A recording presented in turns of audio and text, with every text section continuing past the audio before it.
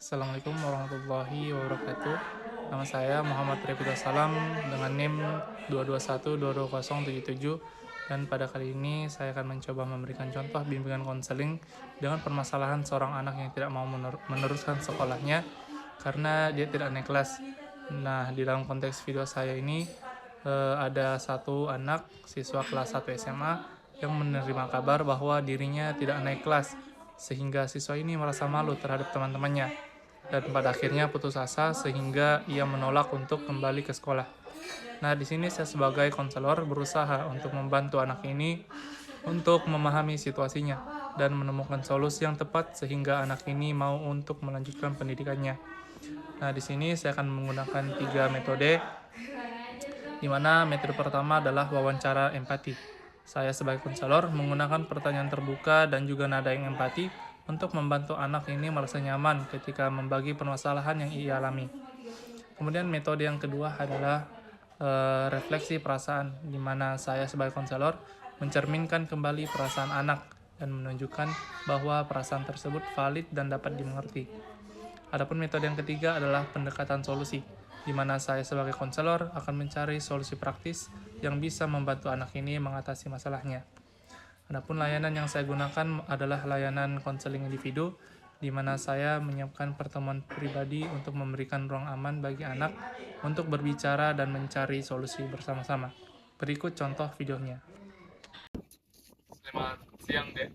Siang Pak, Baik, jadi akhir-akhir ini saya mendengar bahwa Ade ini sudah tidak ingin melanjutkan sekolah lagi.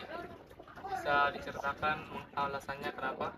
karena saya tidak naik kelas Pak. Teman-teman saya sudah naik kelas semua, sedangkan saya harus mengulang lagi sehingga saya merasa malu terhadap teman-teman yang lain Pak.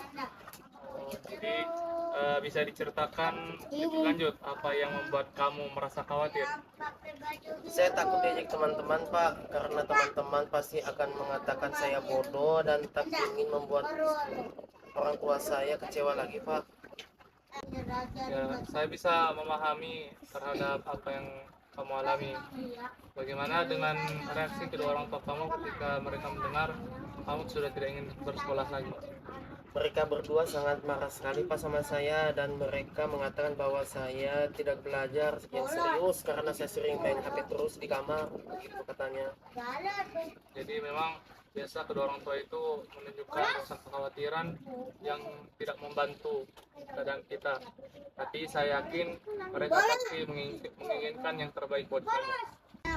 Bagaimana jika kita mencoba mencari tahu apa sebenarnya kesulitan yang kamu alami di sekolah?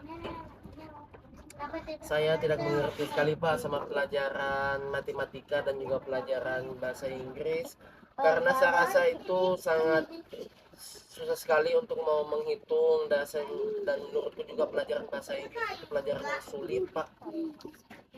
Jadi memang pelajaran matematika dan bahasa Inggris itu sudah hal yang lumrah ketika kita sulit mengetahuinya.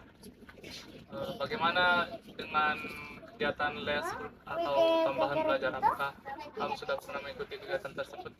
Belum pernah Pak sama sekali. Apakah kamu tertarik untuk mengikuti kegiatan les tambahan?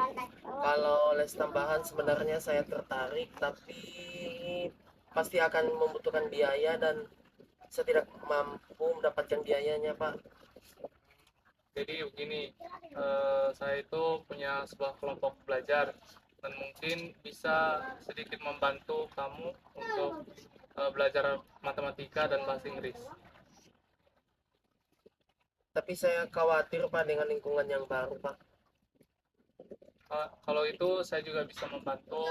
Nanti saya juga bakalan kasih tahu teman-teman untuk apa namanya, memberikan suasana yang terbaik buat kamu sehingga kamu tidak perlu merasa malu. Baik Pak, saya akan berusaha mencobanya. Tapi bagaimana kalau saya pada akhirnya tidak naik kelas lagi Pak? Ya, setidaknya kamu sudah menunjukkan yang terbaik, kamu sudah berusaha, dan Bapak yakin semua halangan yang kamu hadapi kamu bisa melewatinya. Baik, terima kasih atas masukan yang Bapak berikan kepada saya, dan saya juga sudah merasa agak baikan sekarang. Terima kasih Pak. Ya, saya turut senang mendengarnya. Eh, minggu depan bisa kesini lagi biar kita saling konsultasi dan berbicara lebih banyak lagi.